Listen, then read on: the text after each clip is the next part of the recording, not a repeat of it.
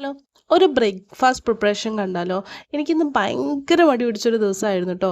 അപ്പോൾ കരുതി ആ മടി മാറ്റാനായിട്ട് ഇന്ന് ബ്രേക്ക്ഫാസ്റ്റിന് പൂരിയും ഉരുളക്കിഴങ്ങും ഉണ്ടാക്കാം. കുറച്ച് ടാസ്ക്കുള്ള പരിപാടിയല്ലേ, അപ്പം മടിയും മാറും, നല്ല അടിപൊളിയായിട്ട് ഫുഡും കഴിക്കാം. നമ്മൾ മടി പിടിച്ചിരിക്കുമ്പം പിന്നെയും പിന്നെയും ഇങ്ങനെ മീൻസ് ഈസി കാര്യങ്ങൾ നോക്കുമ്പോൾ ആ മടി മാറത്തേ ഇല്ല. ഇതുപോലെ ടാസ്കുകൾ നമ്മൾക്ക് തന്നെ കൊടുക്കുന്ന സമയത്ത് ആ മടി അങ്ങോട്ട് ഈസി ആയിട്ട് മാറി കിട്ടും കേട്ടോ. ഇതെന്തിനാ അറിയോ? ഞാൻ പൊതുവേ ഇത് പരത്തി എടുക്കാറുള്ളത് ഈ ഒരു പ്രസ്സിൽ വെച്ചിട്ടാണ് കേട്ടോ.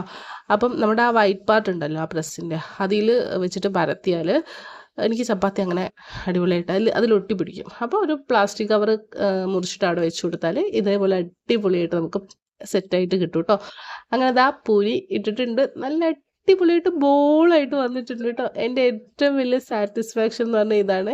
പൂരി ഉണ്ടാക്കുന്ന സമയത്ത് ഇതുപോലെ ബോളായിട്ട് വരണം കേട്ടോ. ഞാൻ എപ്പോൾ ഉണ്ടാക്കിയാലും ഇങ്ങനെ വരാറുമുണ്ട് കേട്ടോ. നല്ല കിടിലൻ ടേസ്റ്റാണ്, നല്ല തിക്കൊന്നുമല്ല, നല്ല സോഫ്റ്റ് ആയിട്ട് നല്ല അടിപൊളിയാണ് കേട്ടോ. പൂരിയുടെ ബെസ്റ്റ് കോംബോ എന്ന് പറയാൻ ഉരുളക്കിഴങ്ങ് കറിയാണ് കേട്ടോ എനിക്ക്. അപ്പം അത് ഉണ്ടാക്കിയിട്ടുണ്ടായിരുന്നു. നല്ല കിടിലൻ തിക്കായിട്ട് ഉണ്ടാക്കണം ഉരുളക്കിഴങ്ങ് കറി, അപ്പം നല്ല ടേസ്റ്റാണ് കേട്ടോ.